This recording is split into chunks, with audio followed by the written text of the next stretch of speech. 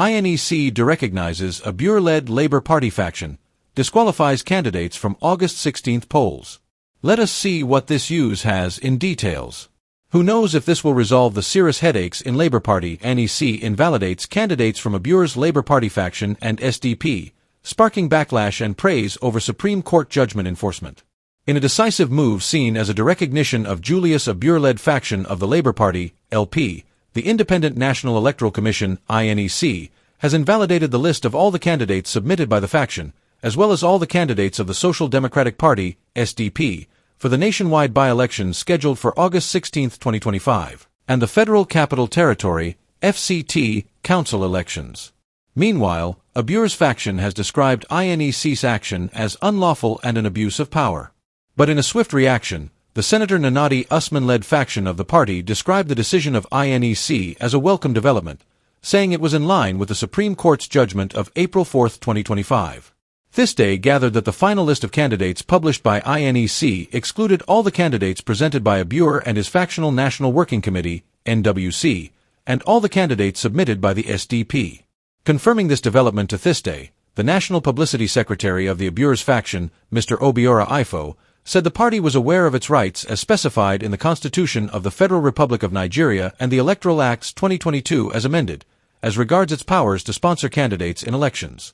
The party is also aware that the INEC has no powers to either stop it from sponsoring candidates nor cherry-pick elections where it deems fit for our party to field candidates. It is on record that no court in Nigeria, including the Supreme Court, has derecognized the present leadership of the Labour Party. It is also a fact that the April 4, 2025 judgment of the Supreme Court ruled only on the lack of jurisdiction of the lower court and Court of Appeal, Ifo said. According to him, the Supreme Court did not rule on the substantive matter as courts, including the Supreme Court, are barred from entertaining cases on the internal matters of any political party.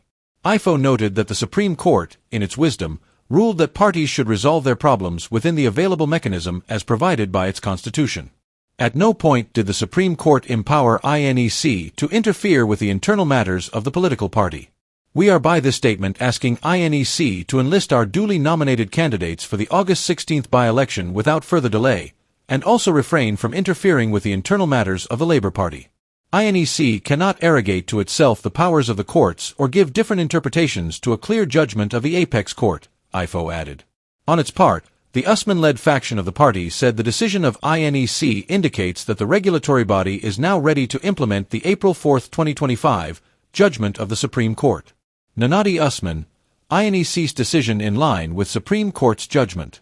Reacting on behalf of H.E Usman, her senior special assistant on media, Ken Asagwa, said, "Though it's unfortunate that the Labour Party's candidates are missing on that list, it's heartwarming to see that INEC is now beginning to give effect to the judgment of the Supreme Court delivered on April 4, 2025, which affirmed Senator H.E Usman as the authentic chairman of the Labour Party.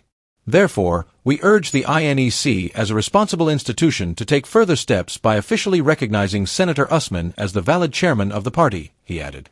In the last quarterly meeting between INEC and political parties, the Abure-led faction was also excluded from the meeting. This day gathered that none of the primaries the Abure's faction conducted was monitored by officials of the Commission, a crucial requirement for validating political parties' primaries and candidates. Before the Supreme Court's judgment, INEC had insisted that Abure's tenure as national chairman of the LP had expired in June 2023. A former treasurer of the party, H.E Apara, told this day that the Apex Court's ruling clarified that Abure and his NWC no longer hold legitimate authority to act on behalf of the Labour Party, including the submission of candidates' lists for elections. The exclusion of Abure's candidates is a significant development for the Labour Party and Nigeria's democratic process. It sends a clear message that INEC will not tolerate attempts to circumvent legal stipulations or undermine the credibility of elections. The Labour Party leadership, now operating under recognized structures under the leadership of Senator H.E Usman. We commend INEC for its resolute action in this regard.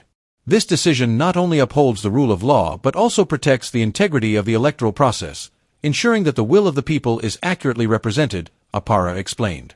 We strongly urge Abure to desist from grandstanding and respect the legal and institutional frameworks governing the party and Nigeria's electoral system. His persistence in acting outside his capacity threatens to erode the hard-earned trust and goodwill the Labour Party has built over the years, Apara added. Follow online TV and stand up for what is right 24 hours in a week for authentic updates. Happy New Week. Good luck.